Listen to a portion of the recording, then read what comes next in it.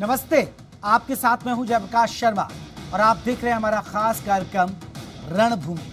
रणभूमि में आज का शब्द जो है वो है बजट।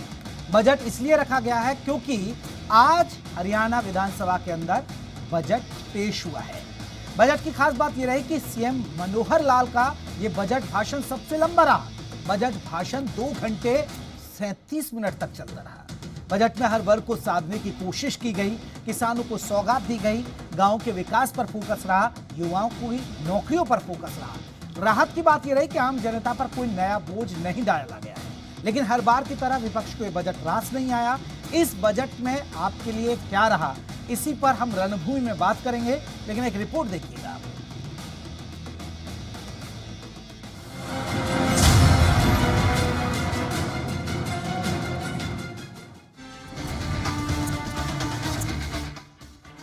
मनोहर के बजट में किसानों पर फोकस। किसान मित्र योजना नाम से एक नई योजना शुरू करने जा रही है। किसानों को साधने की कोशिश। बैंकों की साझेदारी से राज्य में 1000 किसान एटीएम स्थापित करने की परिकल्पना की गई है। पेंशन बढ़ाकर बुजुर्गों को सौगात। वृद्धावस्था सम्मान भत्ता इस वर्ष 1 अप्रैल से 2500 रुपए करने की घोषणा करता। विपक्ष ने बजट को बताया बेकार। भाषण में 100 नंबर, राशन में 0। नौकरियों के भी खुलेंगे द्वार। हरियाणा के सीएम मनोहर लाल ने दूसरा बजट पेश किया। हालांकि बजट में किसानों के आंदोलन की झलक दिखाई दी, क्योंकि बजट के जरिए किसानों को साधने का पूरा प्रयास किया गया और कई योजनाएं किसानों के लिए लाई गई। माननीय अध्यक्ष महोदय, मैं 2021-22 के लिए 1,55,645 करोड़ रुपए के बजट का प्रस्ताव करता हूं,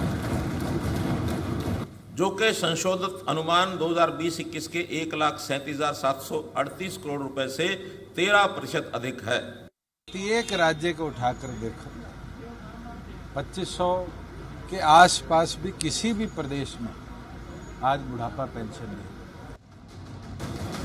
सरकार के विधायक से लेकर मंत्री तक बजट की जमकर तारीफ कर रहे हैं। क्या कुछ मिला, क्या कहेंगे? पहले से ज्यादा मैंने कोरोना काल में जो हालात रहे उससे हालात करके ठीक मिला। मुझे उम्मीद थी उससे ज्यादा ग्रामीण क्षेत्र को, किसानों के लिए, नहरों के लिए पैसा मिला है। 21% की बढ़ोतरी हुई है। हर बार की तरह विपक्ष का वही राग है कि बजट में कुछ खास नहीं रहा। वही नेता प्रतिपक्ष हुड्डा ने कहा कि खोदा पहाड़ निकली चूहिया।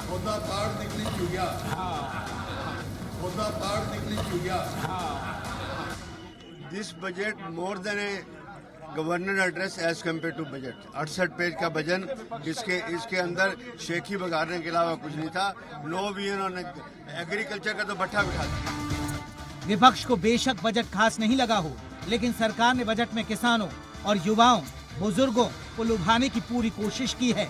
लेकिन धरातल पर ये कितना उतर पाएगा, ये देखना दिलचस्प होगा। विनोद लांबा, जी मीडिया, चंडीगढ़।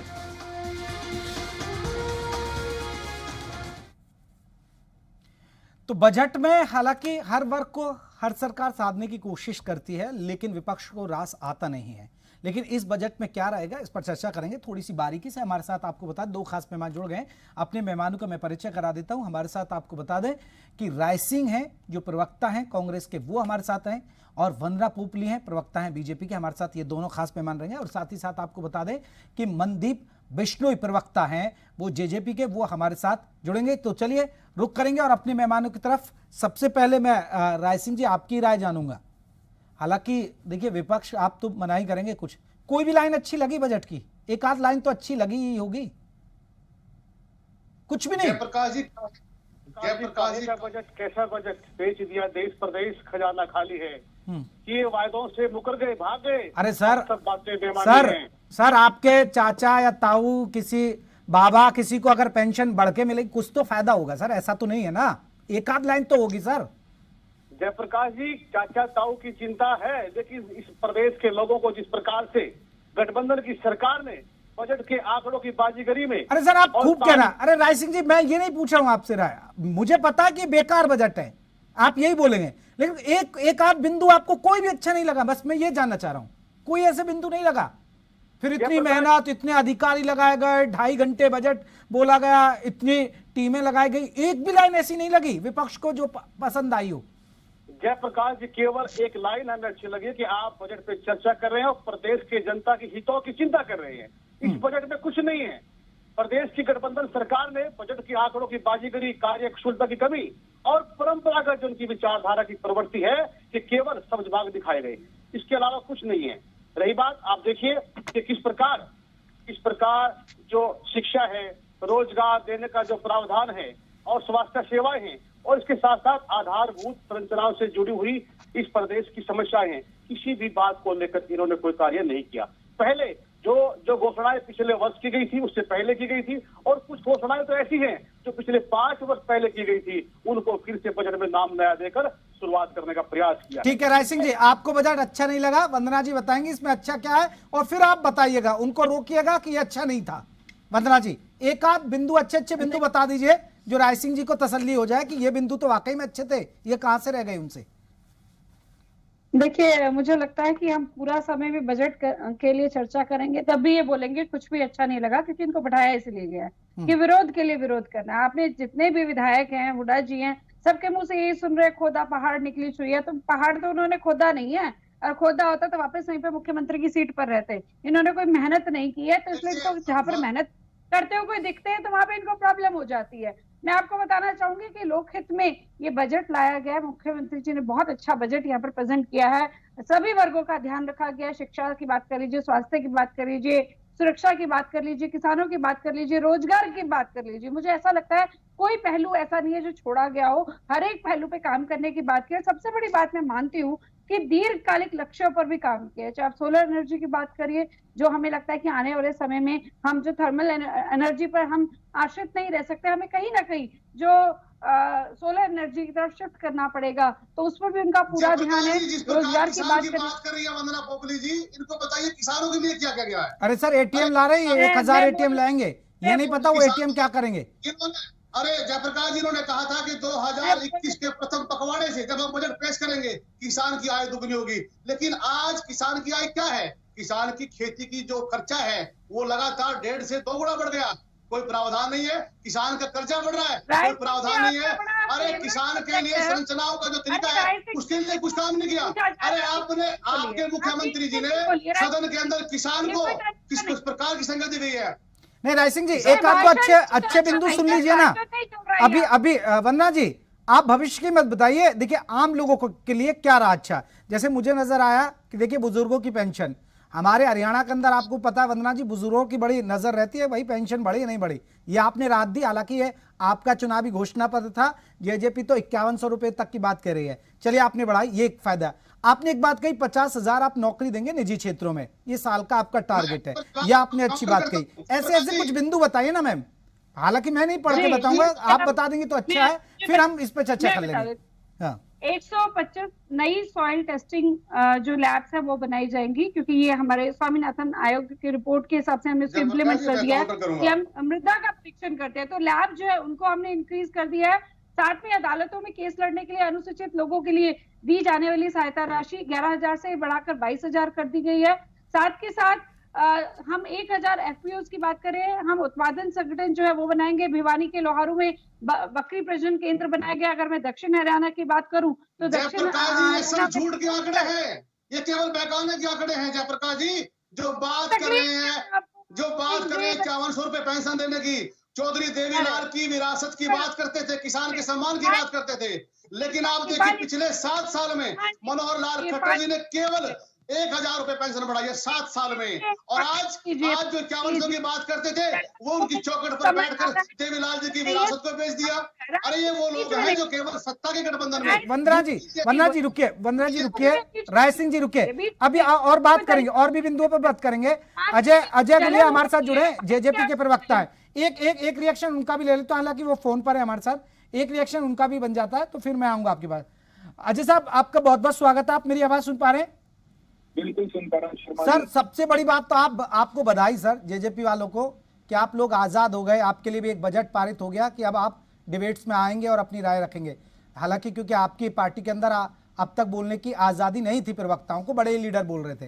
पहली बधाई तो ये सर आपके लिए, ये तो फायदा हो गया ना। नहीं शर्मा जी, मैं आपके लिए एक चीज स्पष्ट करना चाहता हूँ कि देखिए, प्रवक्ता का काम होता है कि पार्टी की नीतियों को आपके सामने। नहीं, 2 महीना प्रवक्ताओं पर बैन था ना सर, मैं इसलिए बधाई दे रहा था आपको लिए। नहीं, व्यक्तिगत कारणों से भी कोई छुट्टी 5 साल 6 साल 7 साल से जो लगातार अगर काम कर रहे हैं, अगर कुछ छाती छुट्टी चाहते हैं तो इसमें कोई ऐतराज किया। अच्छा, आप छुट्टी पे थे सभी प्रवक्ता? चलिए, हमारे नेता आपके बीच में थे, हमारे नेता आप लोगों के बीच में थे। ठीक है, चलिए सर, बजट में आते, कोई बात नहीं, बहुत बधाई हो आपके, क्योंकि आप आजाद हो गए, अब आप अपनी बात रखें। आपको बजट में सर कुछ खास लगा? क्योंकि कांग्रेस को तो इस बजट में खास नहीं लगा, आपकी गठबंधन की सरकार है, आपको क्या लगा कि हाँ वाकई में सरकार सही दिशा में जा रही है? नहीं शर्मा जी, मैं आपको एक चीज बताना चाहता हूँ, ये वुमेन एम्पावरमेंट की बात करते हैं। इनकी पार्टी के एक नेता है राहुल गांधी जी, अगर रेस में अकेले दौड़ाओ भी तो तीसरे नंबर पे आएंगे, अगर अकेले उनको दौड़ाओगे छोड़िए राहुल गांधी जी, आप हरियाणा प्रदेश के बजट पर बात कीजिए। कहाँ है चौधरी देवीलाल की विरासत के बजट? किस प्रकार सरकार में लूट के नहीं बैठे? अरे उन्होंने अपने आप को गिरवी रख दिया मनोहर लाल खट्टर की चौकट पर। क्या राहुल गांधी जी की प्रदेश के बजट में चर्चा कीजिए? आप बोलिए, आप अपनी जो आपकी राजनीतिक सोच है उस पर काम करें। कहाँ है 51 रुपए की बात? अरे कहाँ पर है युवाओं को रोजगार देने की बात? बोलिए जी, आप प्रदेश के बजट में बात करें। ठीक है, रुकिए, अरे बोलने तो दीजिए ना, राय सिंह जी रुकिए। अजय गुलिया जी, रोजगार की बात आते, देखिए चुनावी घोषणा पत्र था। सर शर्मा जी, मैं 30 सेकंड चाहूंगा बता। हाँ बोलिए। देखिए, आज पेंशन के ऊपर हमारे ऊपर टोका टिप्पणी वो लोग कर रहे हैं जो अपने 10 साल के शासन में पेंशन बढ़ाई मात्र 600 रुपए। अरे राय सिंह जी रुकिए ना, राय सिंह जी उनको मौका दीजिए ना, आपको दे रहे हैं, प्लीज उनको मौका दीजिए ना, फिर आप कर दीजिए। ऑन रिकॉर्ड 10 साल के शासन में पेंशन बढ़ी 600 रुपए, ऑन रिकॉर्ड की बात है। और हमारे 1.5 साल के कार्यकाल में पेंशन बढ़ी 500 रुपए, और हम प्रतिबद्ध हैं 5100 रुपए के लिए। हम प्रतिबद्ध हैं 5100 रुपए के लिए। दोबारा चुनाव में वोट मांगने जब जाएंगे, जब हमारे चुनाव के वादे लगभग वादे चुनावी वादे। अजय गुलिया जी, एक चीज मैं समझना चाह रहा हूँ, ठीक है? आपने अभी देखिए, आपने बजट में देखा होगा, देखिए हमारे हरियाणा में, आप भी जानते हैं, आप सब, हम तीनों चारों हरियाणा के लोग बैठे हुए हैं और चर्चा भी कर रहे हैं, नौकरी बहुत फोकस है और खासकर सरकारी नौकरी। लेकिन ठीक है, आपने कहा कि अभी हम निजी क्षेत्र के अंदर, यहाँ पर आपने 50,000 नौकरी का एक लक्ष्य रखा है। सर निजी क्षेत्र में आप दे रहे हैं, आपने 75% आरक्षण भी दे दिया, लेकिन सर ये कैसे टारगेट होगा? ये तो मामला आप देखिए, अभी खबर आई कि कोर्ट में चली गई हैं कंपनियां। नहीं देखिए तो सर वो पूरा होगा ही नहीं। निजी क्षेत्र, सरकारी छोड़िए, आप निजी क्षेत्र में 50,000 दे ही नहीं पाएंगे सर। अब शर्मा जी मेरी बात तो सुनिए ना, कैसे दे पाएंगे? मैं पूरा रोड मैप आपको समझा। देखिए, अभी एक भारत सरकार का और बहुत ही विश्वस्त कई सारी एजेंसियों ने मिलकर एक सर्वे किया, जिसमें ये बात सामने आई कि कौन कौन से प्रदेशों से इंडस्ट्रीज ने प्लान किया। तो ये गर्व की बात है हमारे प्रदेश के लिए, हम सभी के लिए, कि हरियाणा प्रदेश से किसी भी इंडस्ट्री ने पिछले 1.5 साल के दौरान कहीं कोई प्लान नहीं हुआ, और बल्कि 17,000 करोड़ रुपए की नई इन्वेस्टमेंट पिछले 1.5 साल के अंदर हरियाणा प्रदेश के अंदर आई। अपार्ट फ्रॉम इतनी बड़ी महामारी पैंडेमिक, आप ये देखिए, कोरोना के होते हुए 17,000 करोड़ रुपए की इन्वेस्टमेंट हरियाणा प्रदेश के अंदर आई। ये मेरे कहने की बात नहीं है, ये सिर्फ ऑन रिकॉर्ड है, ये ऑन रिकॉर्ड है। और 17,000 की इन्वेस्टमेंट आई, जिससे कि कम से कम भी मेरा ये मानना है डायरेक्ट, प्रत्यक्ष और अप्रत्यक्ष रूप से 22 से। ठीक है अजय गुलिया जी, मैं लौटूंगा आपके पास। वंदना जी, क्योंकि ये जो आज मैंने भाषण सुना मुख्यमंत्री मनोहर लाल का, जो बजट का, उनकी जो बात थी वो ज्यादातर किसानों पर थी। किसानों के लिए बहुत सारी आप चीजें लेकर आ रहे हैं, इसमें कोई दौरा नहीं, इसमें दिखा है, लेकिन आप किसानों को अब साध पाएंगे? क्योंकि आंदोलन अभी खत्म नहीं हो रहा है, किसान साध पाएंगे आप? देखिए, मुझे लगता है कि जो भारतीय जनता पार्टी की सरकार है वो किसान कमेरे मजदूरों की सरकार है, और सभी वर्गों के लिए हम सोचते हैं, तो किसानों के लिए भी सोच रहे हैं और बाकी सब वर्गों के लिए भी सोच रहे हैं। और जहां तक साधने की बात है, मुझे लगता है कि मुख्यमंत्री जी ने जब अविश्वास प्रस्ताव की बहस हो रही थी, उन्होंने बहुत क्लियरली बोल दिया था कि कुछ लोगों को जरूर खड़ा किया गया है, हो सकता है लाख लोग हों या 1.5 लाख लोग हों, लेकिन बाकी जो जनता है वो पूरी की पूरी भारतीय जनता पार्टी के साथ है। जो किसान है वो खेतों में काम में लगे हुए हैं, कुछ लोग जरूर बैठे हुए हैं, लेकिन हमारे लिए वो भी उतने ही इंपॉर्टेंट है जितने बाकी लोग हैं। हम उनसे भी बात कर रहे थे, लेकिन साधने वाली बात मुझे यहाँ पर लगती है कि जो हरियाणा का किसान है बहुत अच्छे से जानता है कि इतने वर्षों के बाद अगर किसानों के लिए किसी ने सोचा तो भारतीय जनता पार्टी की सरकार ने सोचा है। आप देखेंगे कि मैं दक्षिण हरियाणा से आती हूँ, दक्षिण हरियाणा में जो बाजरा है राजस्थान में चले जाइए 1200 में पिट रहा है, हमारे यहाँ पर 2150 में मिल रहा है। तो इतना ज्यादा जो डिफरेंस है, अगर हम एमएसपी की बात भी करें तो किसानों को मालूम है कि उनको बहुत अच्छे से सब कुछ मिल रहा है। पहले कहाँ ट्रॉलियों में बाहर खड़े रहते थे अनाज मंडी में, वहीं पर ट्रॉली के ऊपर सो रहे हैं, फिर उसके बाद नंबर आ रहा है। अब स्थिति बदल गई है, किसानों के लिए बहुत फैसिलिटी भी बढ़ाई गई है, और ये ऐसा नहीं कि अभी हुआ है, ये पहले हो चुका है, ये बहुत सारी ठीक है। राज सिंह जी ये दावा किया जा रहा है, आपने देख लिया, जेजेपी के लोगों को भी सुन लिया, बीजेपी को भी सुन लिया, अच्छा बजट है, हर वर्ग का ध्यान रखा गया है, ये तो ये दावा कह रहे हैं। हालांकि वो ये नहीं बता पाएंगे कि 50,000 नौकरियां मिल कैसे जाएंगी, क्योंकि अभी इनके ही जेजेपी के विधायक है, हालांकि उन्होंने तो ये भी कहा है गौतम साहब ने कि हमको बोलने की आजादी नहीं दी जा रही है। दुष्यंत चौटाला पर सीधा आरोप लगा रहे थे अभी, और वो तो 75% जो आरक्षण दिया उस पर भी सवाल उठा दिए, लेकिन नौकरी कैसे दे पाएंगे बड़ा मुश्किल, क्योंकि मामला कोर्ट में चला गया है। जयप्रकाश जी, मेरे दोनों प्रवक्ता मित्र पढ़कर नहीं आए, क्योंकि इन्होंने पिछले बजट को नहीं देखा। जो सरकार ने पहला बजट पेश किया था उसमें 1 लाख नौकरी देने का प्रावधान रखा था, लेकिन पूरे के पूरे कोरोना काल में जब 6 महीने लॉकडाउन रहा और लगातार हमारे प्रदेश के युवा किस प्रकार से एमएनसी कंपनी से दूसरे प्राइवेट सेक्टरों से लगातार घर बैठे, पिछले 1 साल से बेरोजगार हैं, और अब नया जुमला लेकर आए हैं 50,000 नौकरी। तो इनको समझाए कौन कि नौकरी है नहीं, बात करती है रोजगार देने की। जो रोजगार में लगे हैं, जो पढ़े लिखे रोजगार एसएससी का पेपर देते हैं, उनके पेपर लीक करा देते हैं, जो भर्तियां हो रही है उनको रोक देते हैं। अरे ये पूरी की पूरी सरकार जो है केवल और केवल षड्यंत्र पर, झूठ पर। और जो बात कर रहे हैं मेरे जेजेपी के प्रवक्ता के चौधरी देवीलाल की विरासत के फर्जी ठेकेदार, जिन्होंने 5100 रुपए पहली कदम से कहा था कि मुख्यमंत्री बनने से पहले या मंत्री बनने से पहले मैं 5100 रुपए वेतन करूंगा, और ये कांग्रेस की सरकार ने 1000 रुपए से बढ़ा के कहां तक ले गए थे। 7 साल में भाजपा की सरकार केवल 1000 रुपए बढ़ा पाए हैं। अरे राज सिंह जी, अभी वो उनका घोषणा पत्र था ना, राज सिंह जी वो तो उनका घोषणा पत्र था, इनकी सरकार थोड़ा है ये। जेजेपी तो पिछलग्गू पार्टी है ना, पीछे से सपोर्ट कर रही है। जयप्रकाश जी, ये पूरी की पूरी स्पोर्ट का केवल फायदा कहां उठा रहे हैं? कोरोना में रजिस्ट्री घोटाले में लूटकर, शराबबंदी में लूटकर, और अपने हितों को साध रहे हैं, केवल अपने लूटने में लगे हैं। ये वो लोग हैं जिन्होंने कि अब बात कर रहे हैं किसानों को लेकर, बजट को लेकर लोगों में जाएंगे। अरे आपका प्रतीक्षा में है प्रदेश के किसान, प्रदेश की जनता प्रतीक्षा में है। किस प्रकार जेजेपी के लोगों ने सदन के अंदर किसान की आत्मा के साथ खिलवाड़ किया है। जिन लोगों ने आपको सरकार के खिलाफ वोट दी थी, जिन्होंने भाजपा के खिलाफ वोट दी थी, जब आप भाजपा की चौखट पर बैठकर किसानों को, वंदना जी कहिए, फिर मैं अजय साहब के पास जाऊंगा। वंदना जी कहिए। सबसे पहले इन्होंने नौकरियों पे बात की, इन्होंने बात की कि जो 6 कारण भी अपने आप से बता दिया कि कोरोना की वजह से बहुत सारे लोगों की नौकरियां गई। इनके कांग्रेस से रिलेटेड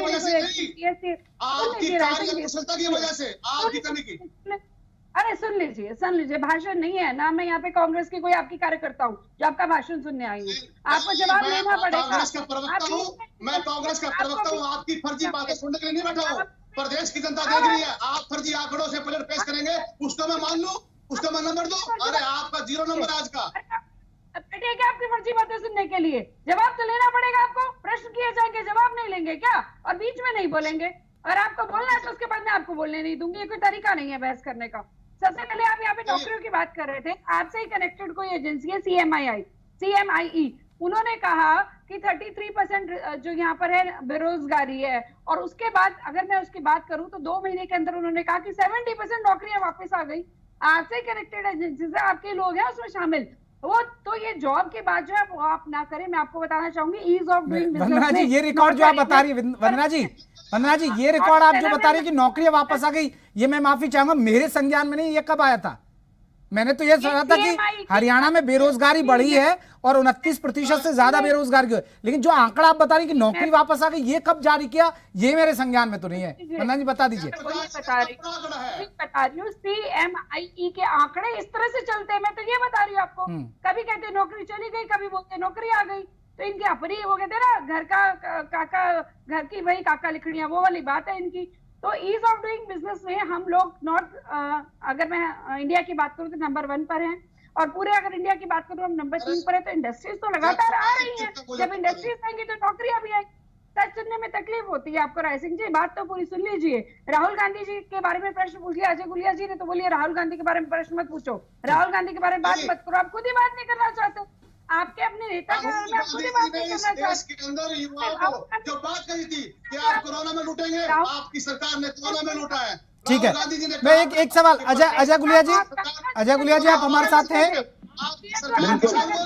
रुकिए अजय गुलिया जी, अरे रुकिए सर, रुकिए। अजय गुलिया जी का एक सवाल ले लूं मैं।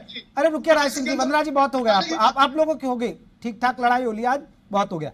अजय गुलिया जी, एक बड़ा सवाल है सर, मैं अभी 2-3 दिन से सुन रहा आपका। देखिए घोषणा पत्र जो पढ़ा था जेजेपी का बड़ा शानदार था, और 75% आरक्षण आपने नौकरियों में दिया, ये भी आपके घोषणा पत्र का पहलू है। लेकिन सर आप में तो खुद में ही लड़ाई है। राम कुमार, आपके गौतम जी नाराज हैं, देवेंद्र बाबली कह रहे हैं मुझे मंत्री बनाइए, मुझ में क्या, मंत्री बना दीजिए, मुझ में क्या कमी है सर? आपकी आपसी लड़ाई हो रही है सर जेजेपी में। कैसे आप घोषणा पत्रों को पूरा करेंगे, कैसे वायदों को पूरा करेंगे सर? देखिए शर्मा जी, मैं आपको एक चीज स्पष्ट कर दूं। एक तो मुझे आपको इस बात से आपत्ति है जो आपने कहा कि जेजेपी की प्रभु पार्टी है। हमारा लोकतांत्रिक अधिकार है, लोकतांत्रिक अधिकार। और डेमोक्रेसी में अगर कोई मेरे खिलाफ भी खड़ा है तो भी मैं उसके साथ हूं, क्योंकि लोकतंत्र उसको इस बात की इजाजत देता है कि वो मेरी खिलाफत करे। मुझे सिर्फ 30 सेकंड का समय चाहिए मेरी बात सुनना। मेरे कांग्रेस के मित्र, मेरे कांग्रेस के विद्वान मित्र किसान विरोधी बताने का हमें काम कर रहे हैं। मैं इनसे कहना चाहता हूं, जब से हरियाणा प्रदेश बना है, बाजरे की सबसे ज्यादा खरीद इस सरकार के दौरान हुई, 2150 रुपए पे हुई। और इनके कांग्रेस शासित प्रदेश में, राजस्थान में 7 लाख के मेरे प्रदेश में 1100 रुपए बाजरा बिका। ये ऑन रिकॉर्ड की बात करता हूँ, आज तक के इतिहास में सबसे ज्यादा। तो सर किसानों को नहीं समझा पा रहे ना? नहीं, देखिए किसान हमारे, मेरी बात सुने ना, वो डेमोक्रेसी, लोकतंत्र। चलिए सर, डेमोक्रेसी, माफी चाहूंगा, मेरे पास वक्त की कमी। आप तीनों मेहमानों का बहुत बहुत शुक्रिया। लेकिन बजट में क्या है, जनता देख लेगी क्या मिल रहा है और क्या नहीं मिला है। लेकिन विपक्ष को बजट रास नहीं आएगा। रणभूमि आज के लिए इतना ही। लेकिन